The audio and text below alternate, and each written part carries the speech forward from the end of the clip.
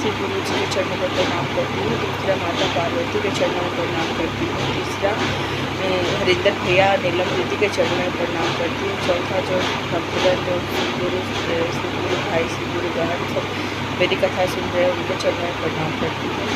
शिव गुरु जी 3 मंत्र दिए हैं। सबसे पहले नमः शिवाय, सबसे पहले दया मांगना है, दूसरा नमः शिवाय का जाप करना है और तीसरा शिव गुरु जी का चर्चा करना है। तो आज मैं कोई कथा नहीं बल्कि अपनी ही आवृत्ति लेकर आपके सामने आई हूँ, जो कि सच्ची घटना है और मेरा विश्वास है शिव गुरु जी पर। तो मैं पहले दिल्ली में रहती थी।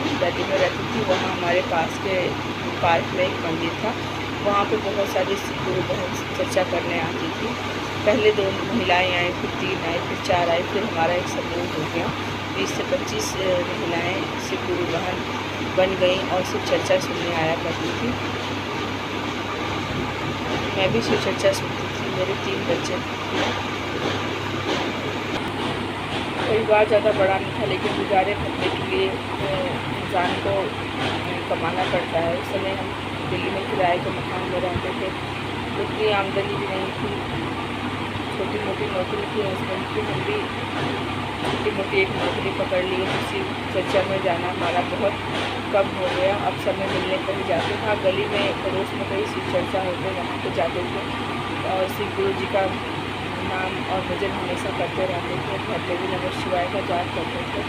हमारी सास जो हमारी सासू माँ जी हैं वो भी शिव गुरु जी की भक्त है और वो भी शिव चर्चा में जाती हैं। गांव में गए, गांव में भी घर में शिव चर्चा कराया, फिर अपने घर में भी शिव चर्चा कराया। मतलब उनसे जुड़े रहते थे। समय के अभाव से प्रतिदिन तो नहीं जा पाते शिव चर्चा में, लेकिन कभी कभी मौका मिलता, किसी अगर संडे को भी शिव चर्चा होता उसमें हम जाते थे। और हम बहुत परेशान हो गए थे किराए के घर में। ज़रा से कोई परेशानी होती थोड़ा मकान वालों का करके बोलने लग जाती। थोड़ा सा खटखट की आवाज़ होती तो मकान मालिक बहुत चिल्लाती। तब कि हमारा कमरा ऊपर से पानी चूता था। बरसात में बहुत दिक्कत हो जाती। छोटा सा कमरा था, पानी की भी बहुत दिक्कत थी। पानी बरसात में पानी गिरता था और पीने के लिए पानी नहीं आता था। इतने परेशान हो गए। रूम रेट भी जानते हैं दिल्ली में कितना महंगा था। इतना कष्ट झेले, इतना कुछ किए। फिर हमने शिव गुरु जी से मन्नत मांगा, हे शिव गुरु जी मेरा भी अपना घर दो, एक छोटा सा ही घर दो, लेकिन सर के ऊपर छत जरूर दीजिएगा, क्योंकि मैं इतनी परेशान हो गई हूँ। छोटे छोटे बच्चे लेकर के कहाँ जाऊँ। और यहाँ जहाँ मैं रहती थी वहाँ पे मेरे पड़ोस में जानकार थी जो कि मेरे बच्चों का ध्यान रखती थी। इसलिए मैं कहीं बच्चों को छोड़ के बच्चों को लेके कहीं और कमरा भी नहीं ले सकती थी। बहुत परेशान हो गई। मुश्किल से 2 साल कटा उस कमरे में। फिर एकदम से हस्बैंड की नौकरी चली गई। फिर हम परेशान रहने लगे। नौकरी भी नहीं है, हम कमाते थे, उससे क्या होने वाला है। फिर हमने शिव गुरु जी से प्रार्थना की, शिव गुरु जी कोई अच्छी सी नौकरी दिला दीजिए ताकि हमारा गुजारा भत्ता हो, गुजारा चल सके। कुछ दिनों बाद मेरे हस्बैंड के पास में एक अच्छी नौकरी मिल गई। सैलरी भी ठीक ठाक थी। और एक दिन क्या हुआ कि मेरा मकान मालिक से बहुत बड़ा झगड़ा हो गया। या मकान मालिक कहने लगे तुरंत कमरा खाली कर दो। हमने बोला हमें कुछ दिन का समय दीजिए कमरा खाली करने के लिए। उन्होंने हमें 3 महीने का समय दिया। 3 महीने के समय में तभी हमारे साथ जो हमारे हस्बैंड के साथ जो सहकर्मी काम करते थे वो बोले एक जगह बना बनाया मकान बिक रहा है, इसको आप अगर लेना चाहो तो ले सकते हैं। हमने बोला कि कितने का मिल रहा है। बोले कि 7 लाख का। 7 लाख का बिक रहा है जी, किस्तों पर है। हमने कहा इतना पैसा कहाँ से आएगा। उन्होंने बोला PF का फॉर्म भर दो, तुम्हारा जो PF मिलेगा वो जमा कर देना, बाकी किस्त बांध देना। फिर उसके बाद हमने PF का फॉर्म भर दिया। मुझे PF में भी बहुत अड़चन आ रही थी, नाम गलत था। हमने शिव गुरु जी से प्रार्थना की, शिव गुरु जी ये कैसी समस्या है, कैसी समस्या हमारे ऊपर आई है, कैसी समस्या हमारे ऊपर आई है कि हम कुछ कर भी नहीं सकते हैं। कृपा करो महादेव, दया दिखाओ महादेव। शिव गुरु जी आपका ही सहारा है। रोज शिव गुरु जी से यही प्रार्थना करती। और तुरंत ही वहाँ से जहाँ पे हमें घर लेना था डीलर का फ़ोन आ गया कि आप घर आके देख लो। फिर हम घर देखने गए। पहली नज़र में मुझे ये घर बहुत पसंद आ गया। बहुत सुंदर था, शांति जगह था और एक गांव टाइप का था, तो मुझे बहुत अच्छा लगा। क्योंकि शुरू से मैं शहर में रही हूँ, बचपन से ही मुझे गांव बहुत अच्छा लगता है।